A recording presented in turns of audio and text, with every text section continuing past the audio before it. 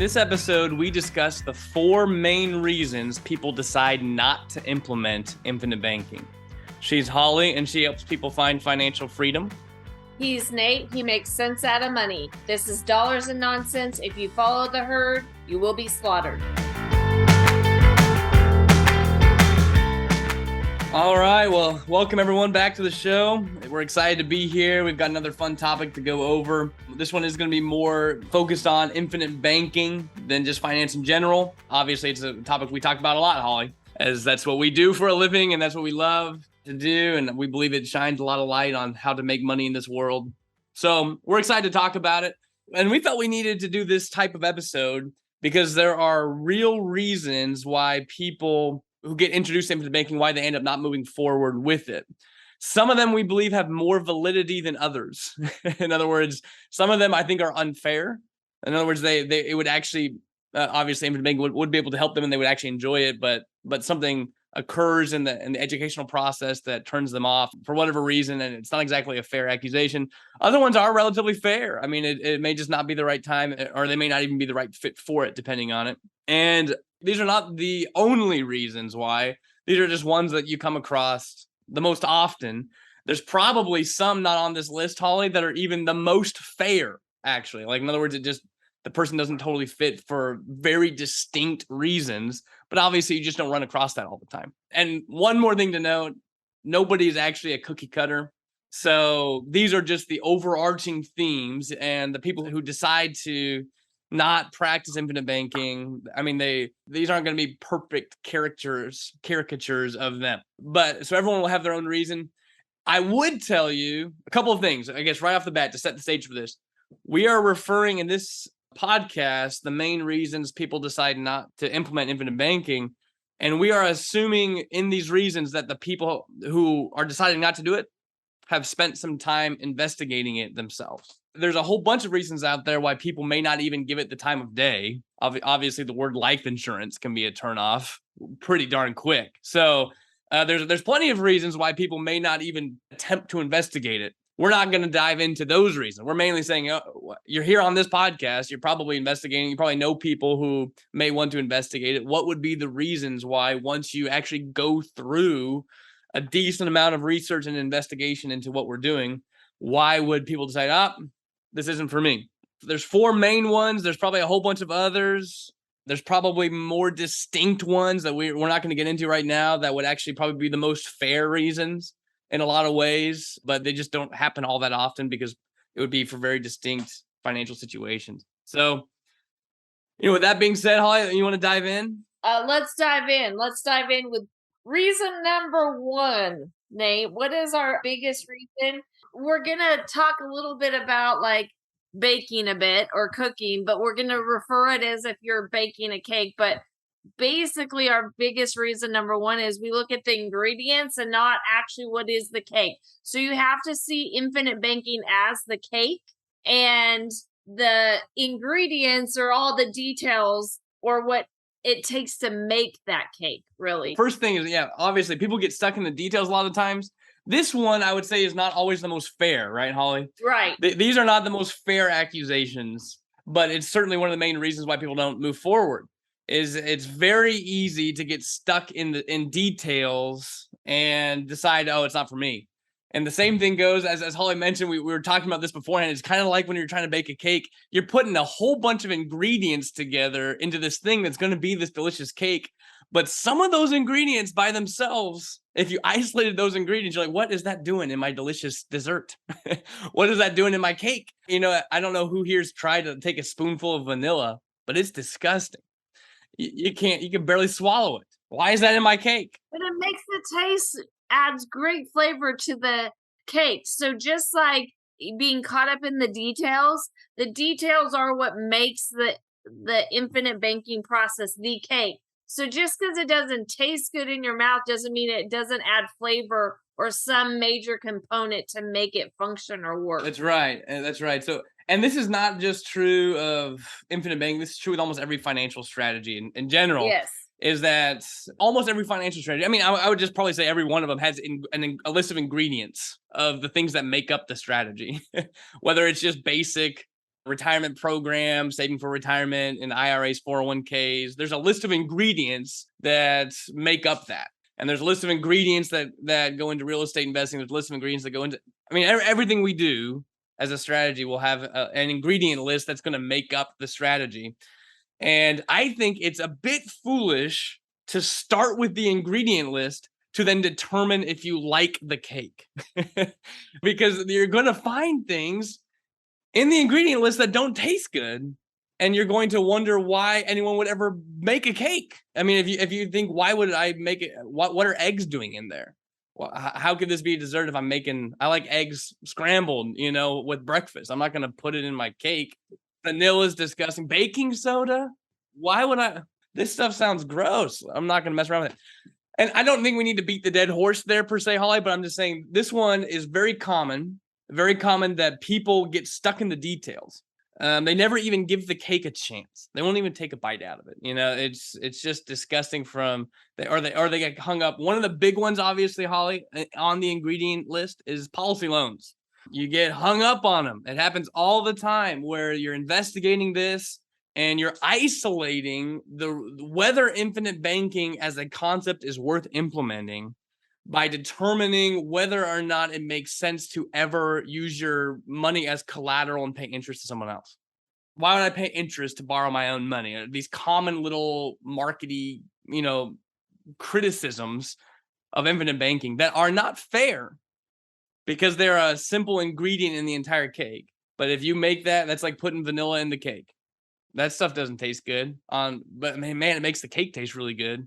It makes a whole bunch of sense, but if you get stuck on that detail, this very obvious one that will push people aside. They get stuck in the details, or they'll say, well, is the rate of return of the policy bigger than the policy loan rate? And if it's not, then why would it ever make sense? And I mean, all of these things that you hear that are simply on the ingredient list that are not actually the cornerstone of the concept.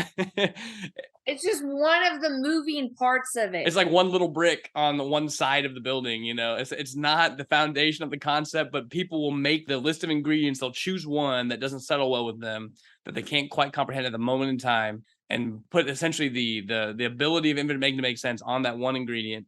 They'll say, nope, not for me. This one, as I said, is not totally fair, honestly. This one is not exactly a fair accusation, but it's one of the main reasons. And so some people may say, well, Nate, it's fair if I feel it. Well, not everything you feel is fair. It's not. Well, not everything you feel is true. Yeah. That's like saying you don't want to get into real estate investing or something of that sort, because most real estate investors say you really want to use other people's money. And you're back to this thing. Oh, I'm not doing that. I hate dealing with banks and I hate paying interest and I ain't going to do it. If I have to borrow money, and it's like, well, that's fine. I'm just saying you can't say the cake's bad cake. You could just say you don't want to do it. So I'm saying it's not exactly a fair accusation of real estate investing. It's perfectly fair to say you don't want to do it. The same thing goes for infinite banking. It's perfectly fair to say you don't want to do it because of these ingredients.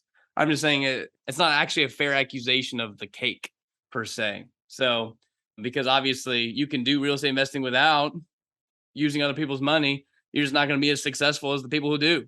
So be it. Yeah, and I think one of the things, Nate, is that it's like you want to taste the cake before it's completely ready. But if you separated out each of those ingredients, like we're saying, each of the parts that make this infinite banking a process for you, the total cake, if you separate out each of that, it doesn't work together unless it's all in motion and moving together.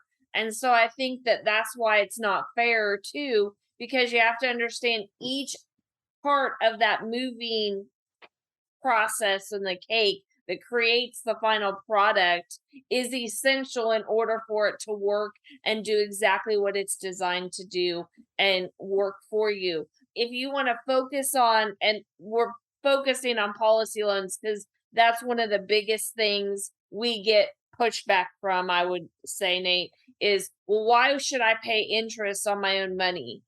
And yet what most people don't realize is you've been doing that your whole life, because even if you're borrowing from a bank and it's your money in that bank typically, and then you're paying them to use your own money. Exactly. We are the depositors and we are the borrowers. we fund every single little angle of the bank. That's exactly right. And I mean, it's just a shame that people get stuck on that, unfortunately. Because in other words, they're saying, I don't want to do it because of that. But then you're like, well, what else are you going to do financially to pay for every vehicle you buy, to go on vacation, to make investments, to do these things? Does the rate of return of the policy greater than the loan rate? That actually has nothing to do with infinite banking, unfortunately. And I know maybe that might pain people to hear. It's far bigger than that. So the first thing is you get caught in the details. You're isolating the different elements of the concept, especially the elements of the policy itself. You get very analytical. You get stuck in the details. You're isolating the ingredients, and you don't understand why some of the ingredients are in the cake. Well, so be it. But understand that IBC is the cake. It's not the list of ingredients. And that's the same thing that goes for every single financial strategy that exists. You can always find ingredients of every financial strategy that you don't like. That doesn't mean you shouldn't implement it, because it's just a lousy way to look at it. And I have to say this to myself, Holly, because I have a tendency to do this same thing. So it's not a judgment.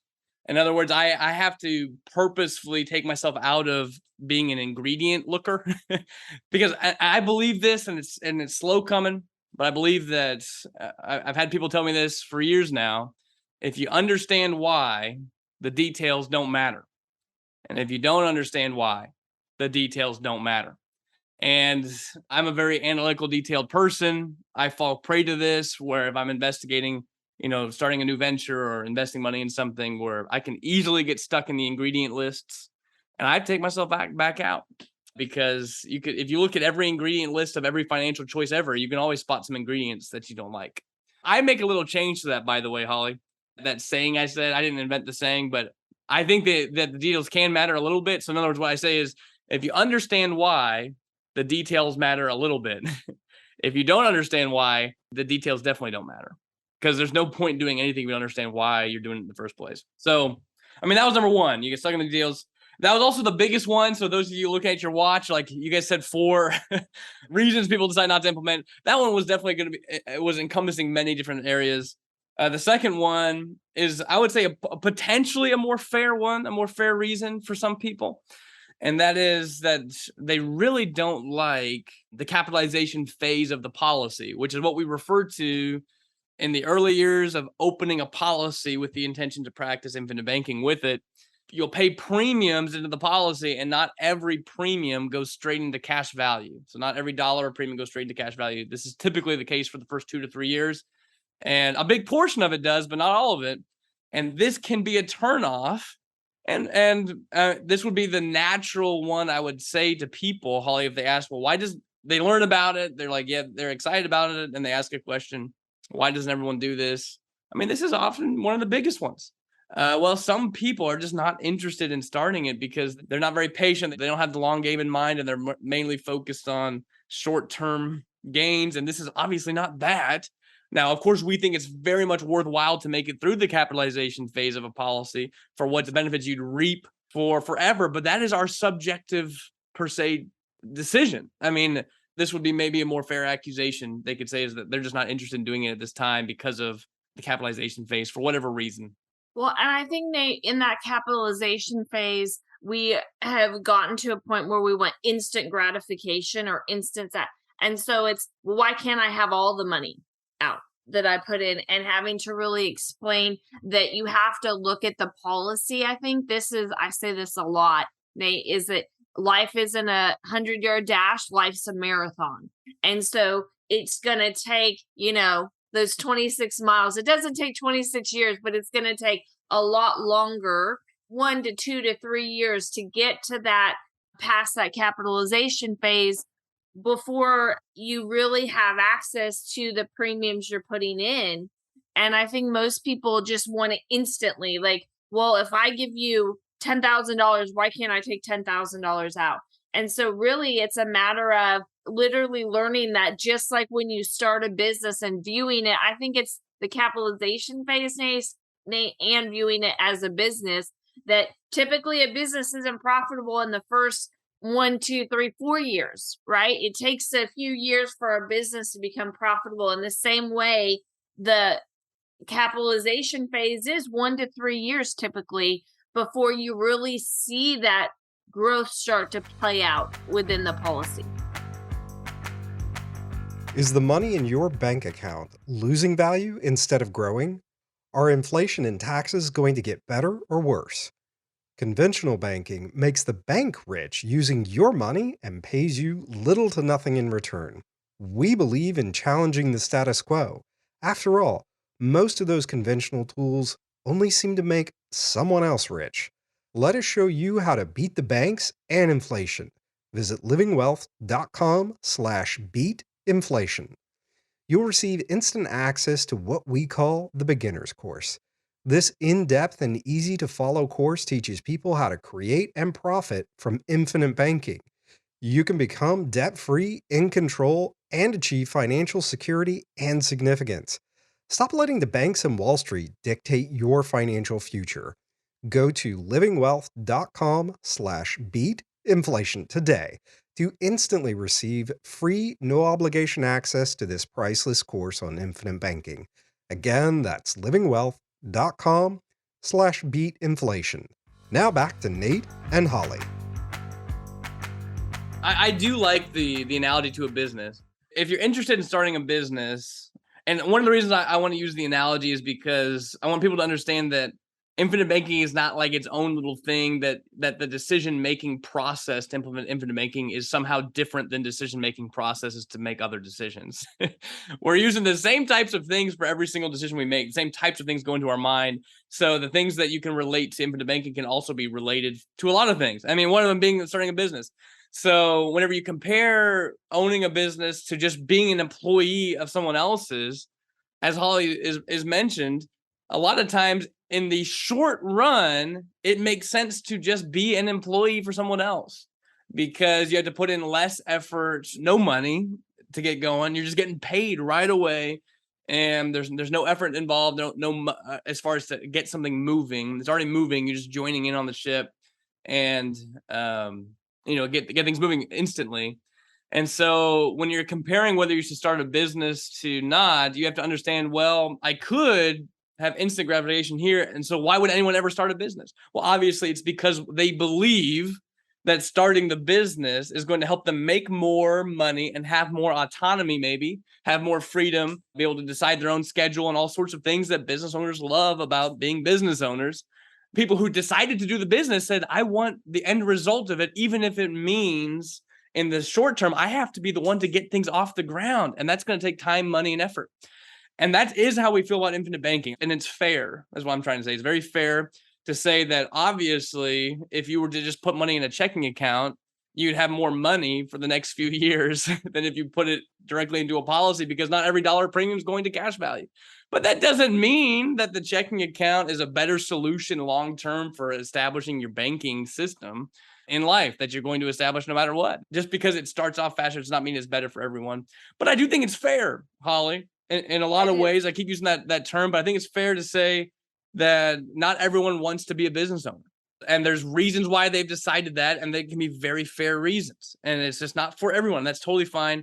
The same thing I think goes into this idea too, with capitalizing what we believe is your own banking business that you're going to operate till the day you die. I think a lot of people in this, they can see the value of it, but they're just not ready to commit to capitalizing the banking business at this time for maybe a few other reasons. One of them being they're unsure and unsteady about, having a portion of the premium dollars they're paying not going to immediately available cash value. As I say, I don't think it's a fair accusation. In other words, most people can get over this. But by the way, one more thing I'd say, Holly, is most people who actually investigate IBC decide to do it because it makes so much sense. And that's not just me drinking the Kool-Aid and being biased. It makes a lot of sense because it helps people achieve things in a more efficient and profitable way that they were already going to do anyway. Most people, it's a win. It's a win-win situation for them.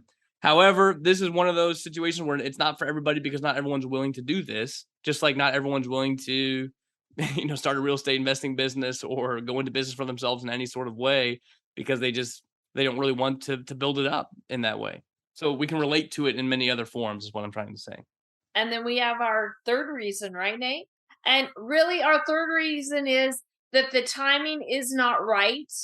You're just not at a place where the timing's right to start, or your finances are not in order, or we just like to say out of whack. If you are spending more than what you are making, I'm just going to say the timing is not right for you to start infinite banking. It's not going to rescue you from overspending, Nate. Yeah, exactly. So this one is probably the most fair of all in a lot of ways if we don't get into very specific scenarios, which you said we wouldn't. But as far as someone who's investigated it for a while, they may actually really like it.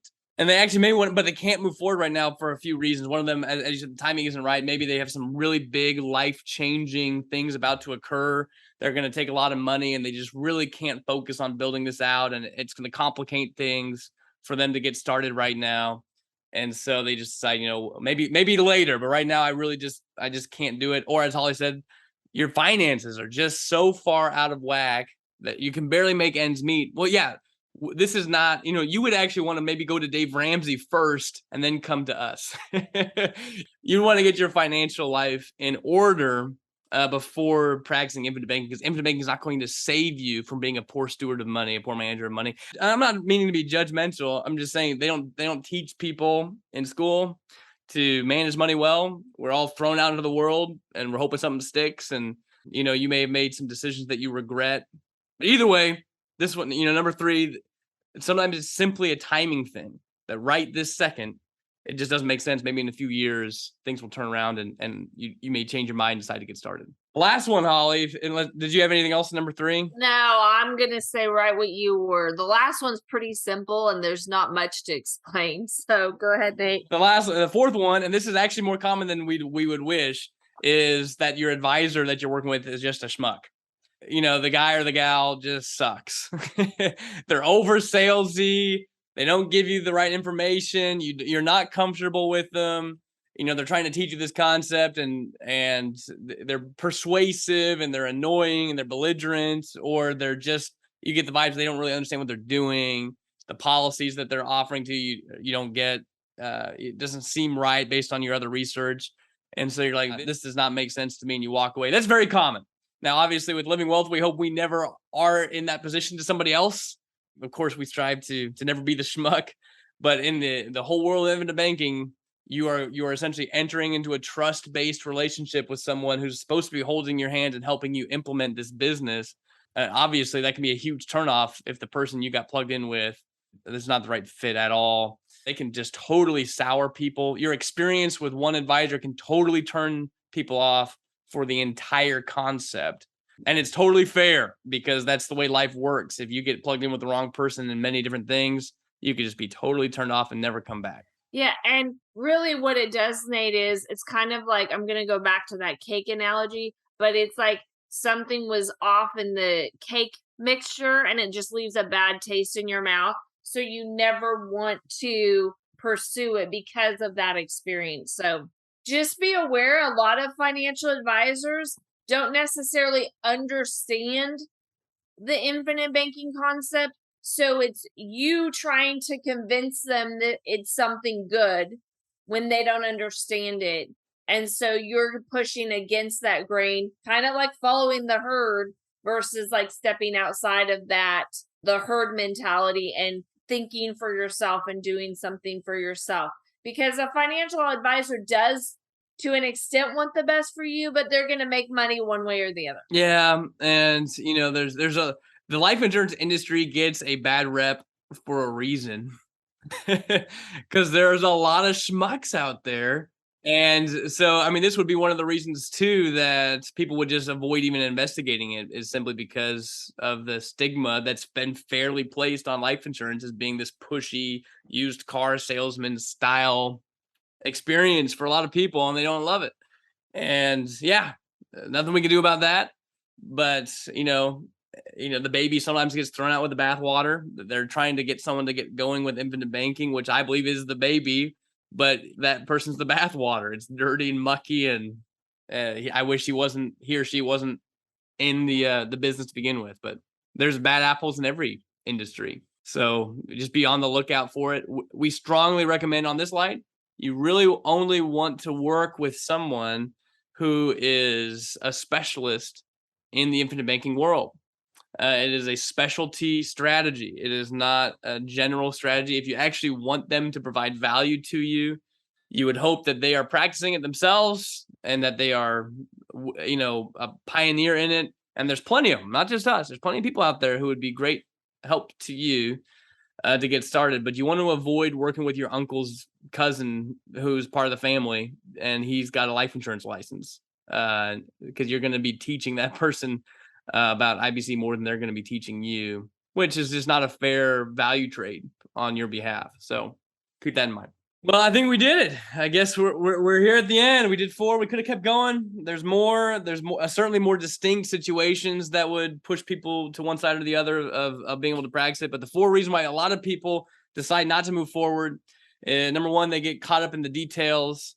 They get stuck in the ingredient list and they don't know why that ingredient could possibly be in a good tasting cake. So they run away. It's not exactly the most fair thing to do, but obviously it's probably the most common one. You get stuck in something like a policy loan, or the growth of the policy compared to the policy loan rate, or the different types of premiums, where they're going, the different types of insurance companies. You just get bogged down. It's like, nah, it's not worth it. The second one is just not wanting to get into the banking business and have to go through the capitalization phase where not every dollar of premium goes to cash value. That can be a concern to some people, and it can be relatively fair. The third one is the timing isn't right. Your finances aren't in order. Something's happening in your own personal life that would just say, hey, let's not move forward right now, at the very least. And lastly, your advisor can just be a total schmuck, just a loser who you should run from the hills from. And that gives you a bad taste. And obviously, that's a big reason why people won't do it. Those are the 4 reasons. Holly, any last words? Just remember, IBC is the cake. Amen. It's not a list of ingredients. It's the cake. That's absolutely right. Well, guys, this has been Dollars and Nonsense. If you follow the herd, you will get slaughtered. For free transcripts and resources, please visit livingwealth.com/E154. Listeners, one last thing before you go. Start your journey towards financial security and wealth today. Visit livingwealth.com/beatinflation. You'll gain instant free access to the beginner's course Ray, Nate, and Holly made just for you. Again, that's livingwealth.com/beatinflation.